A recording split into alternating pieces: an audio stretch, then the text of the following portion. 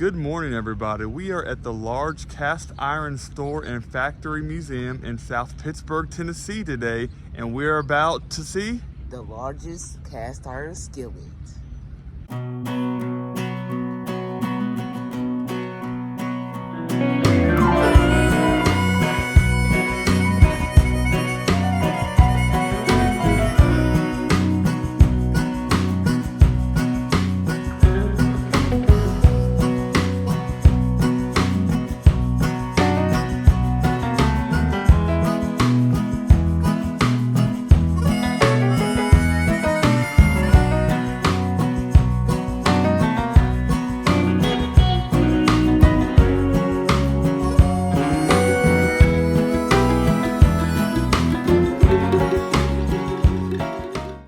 And at the rest stop before South Pittsburg going westbound, we came across a car with a nail through the trunk.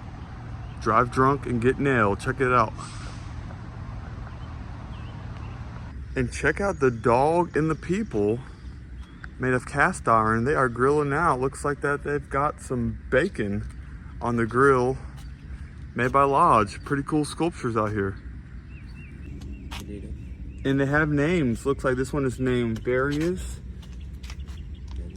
Penelope, and Lucky the dog. Let's go back and try this again. Penelope. And Penelope already has an egg. About to eat it up for breakfast. So it's 8 a.m. Central Time. They just turned on the open light. We're going in. I'm grilled to see you.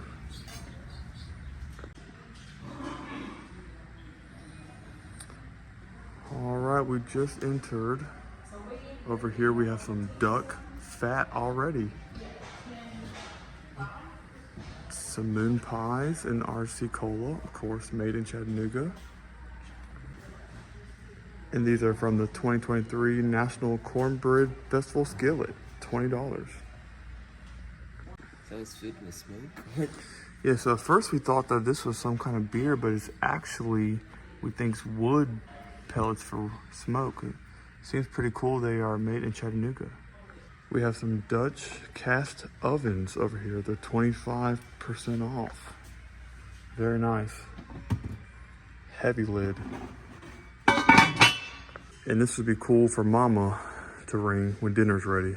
Lots of cast iron pans all over in this area. The cool thing about it is that they are in all shapes and sizes, even like little plates to put on a grill and to cook on. Very cool. And as Nick just said, you'll have no problem getting any skillet you want here because they've got a lot. And they have a green egg area over here to smoke and to grill. I've always wanted to try a big green egg, never have yet. And the small one over here is $700. I think that the large ones go up to like $2,000 or more. All right, Nick, flip me a burger, Nick. And over here we have some wildlife critters going on for the kids. Over here, this is 20% off. We have some grilling spray and small skillets, and I like these handles on those. These are cool hats. I like these for 20. Nick is going to model it for us. Very good. And those beanies are also pretty cool for 25. And Nick just saw this hat. I like that one too. The broken egg, Nick. That's cool. They have some wooden pins, map of Tennessee stickers. Pretty cool cups for your coffee. Some tumblers. This is the chef's collection, ranging from 25 to 70. And this is the best deal that we have seen so far for 85 for all of those 5 pieces. And Nick is checking out the Pennsylvania Dutch candy area. And all of their enamel items are buy one, get one, 50% off. These are pretty cool pots. Looks like they're 90, so if you buy another one, it'd be 45. And over here they have some jars, kind of like giant mason jar area. Looks like they're about $8 to $12. And these are like skillet bowls. I like that. And I wish I would have known that they had a breakfast place in here, but it's called Big Bad Breakfast. And next time we'll have to try, but there's a full restaurant in here. And I really like these because these are the ones that you can hang up for art in your house. We have We Can Do It, Smoky Mountains, United States Bison, and a American flag. Looks like they're all about 30, and that one is 24. And guys, it is time. We're going to go inside of the museum.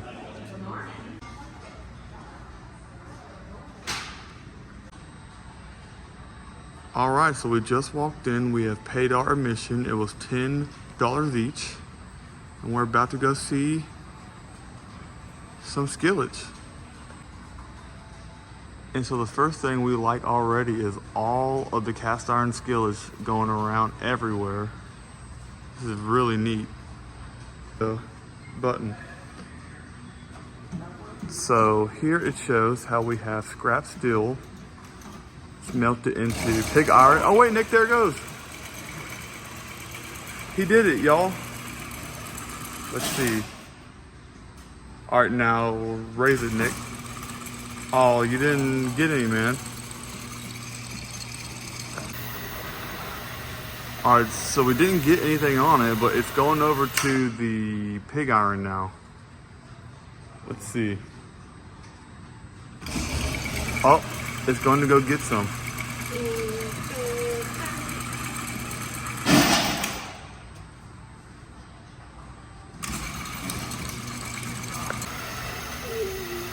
All right, and Nick has hit the joystick again. It's going over to the recycled castings now.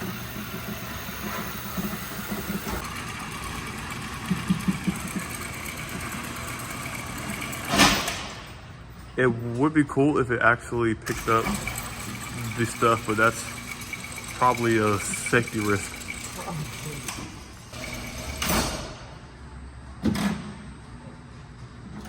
There it goes. Moving on over to the next one, which is the aloes.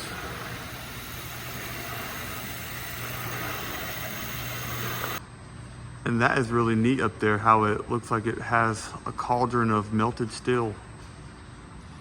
Okay, now we're moving on to how it's made area. This will be interesting. Ooh, that looks hot. Check it. So it's going through the molding after a pouring. And what's cool is that they have videos at every step showing you what's going on. Looks like it's shaking out the good from these scraps. Here goes the pans, had a little bit of scraps. Go through some shot blasting. That's before, that's after. Looks like that what it grinds off. And here comes out some good looking pans. And they get grinded down even more. And it looks like it goes through a washing process, 70-minute washing process. So the pans are going through a washing process, a drying process, seasoning process. Looks like that they dry for 50 minutes. And I like how it tells you the time at each step. Then they come out looking like that. All right, so they take them off the line. They put a sticker in them. They push them on down. Then someone's going to shove them into a box. Looking good. Gotta tape the box. Put it on a pallet. All right, we're gonna go through the generations of logs now through a hole that looks like a cast iron skillet. All right, Nick, and who do we have here? Oh, it's none other than Joseph Lodge. What? In 1863, a 15-year-old Joseph Lodge left home in search of work to support his family His search led throughout the Western Hemisphere, learning new trades, and he remained the foundation of lodge cast iron. All right, on to the legacy vault.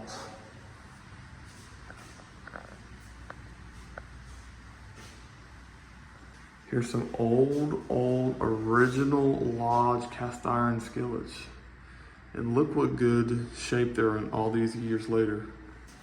Here's the original company safe. Looks like that they have a bunch of treasures, cash, and record books in there. And here is some of their original charter books and licenses. Let's see what years these are from. 67. So over here is speaking about the first generation. It talks about the adventures of Joseph Lodge. He went all over the world, spent 2 years in Cuba, 6 years in Peru as a machinist, well digger, engineer, and railroad builder. So that explains his experience with steel. And here we have the man behind the iron, Gus Hyatt, also known as the man that could do every job in the foundry. He started working at Lodge when he was 14 and quickly became an expert. All right, now it's talking about the second generation of the lodges. And over here, check out all these really cool toys made of the cast iron. That's really neat. I like that gnome. Here we have, so what is this, Nick? I think it's like a kinetic scene. That's pretty neat. So I guess that you can play in it almost like iron ore or something. Check out that giant kettle. Speaking about the third generation, after the Great Depression and World War II, lots of expansion for them here in South Pittsburg. And they expanded again in 2000s, adding 350 jobs to South Pittsburg as the fourth generation took over. You can see some of the advertisement on their boxes here. And now the Lodge family is extended into the fifth generation.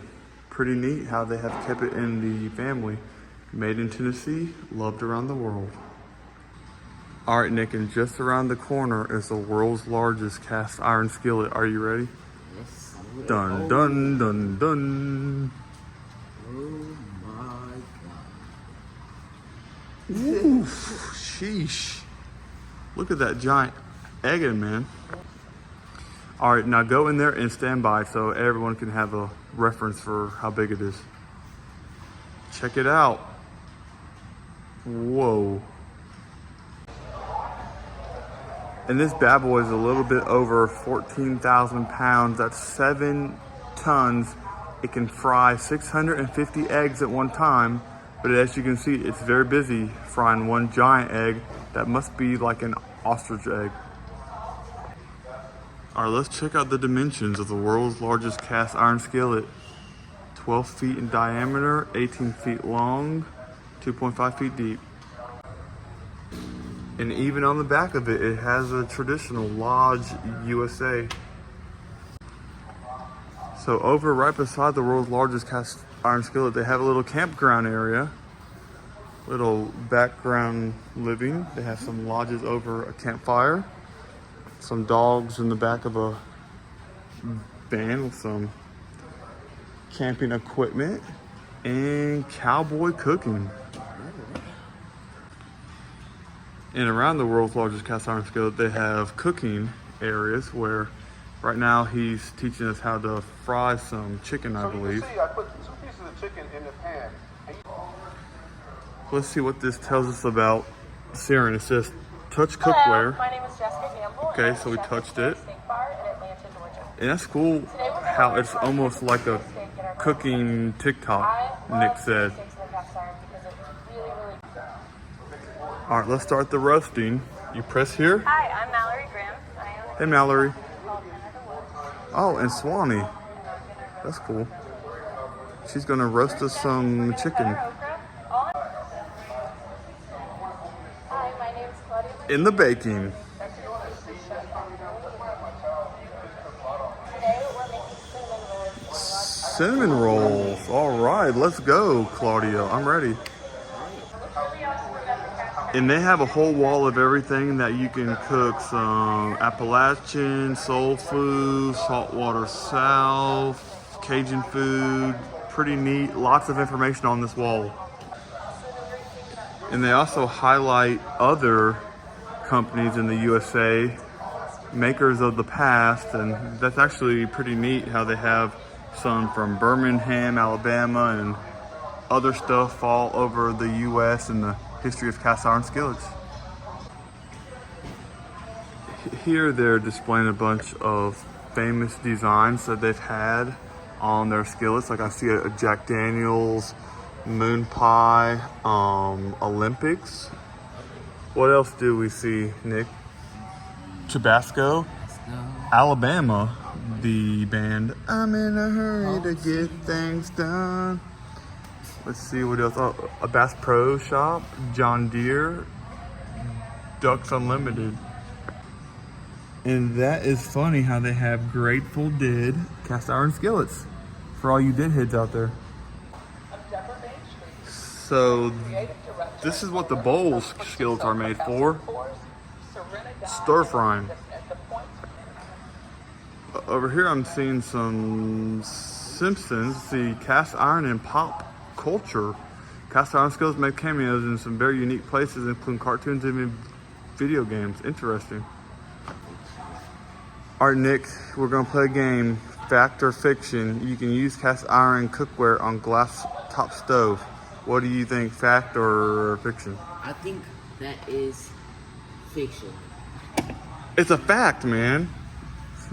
I also thought that too. Your cast iron cookware is ruined if it rusts.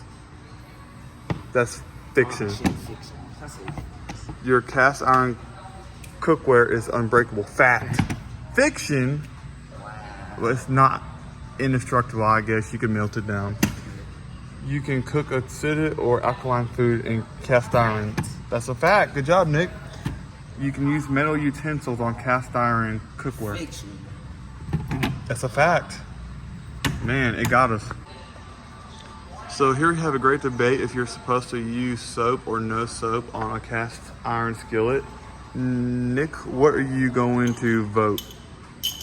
I'm wanting soap. Okay. Nick would like to wash his with soap. I'm going to say soap. Are we wrong? According to the votes, it looks like it. I don't know. And here's a look into the Big Bad Breakfast restaurant. I wish we would have known about this and we would have ate here. But all right, here's one last view of the museum before we go. So that was the Lodge Factory Store and Museum. What did you think of it, Nick? I expected a little bit more, but it was what we came for. The large cast iron skillet. So. And I agree with Nick. It was $10 a person to get in, which is a little bit steep, but you know, we spent 45 minutes in there. You could spend an hour in there. It's only 5 minutes from the interstate, so if you wanted to just hop off 24, see the world's largest cast iron skillet, $10 really is not that bad for it. The store is also cool, along with the museum, and they have a restaurant here as well that will have to come back. Overall, a good experience. A little bit steep, but not that bad. We would definitely come back one day. Guys, thank you so much for coming with us. If you like this video, make sure you hit that subscribe button. We'll see you next time. And to officially end this vlog, we just came from down there, the store and the museum, but we found a geocache in front of another facility with a different Ironman. So they have factories all up and down the railroad here, lodge everywhere, including a wellness center for the employees right there. Very cool. Good job, Lodge, and your contributions to the town of South Pittsburg.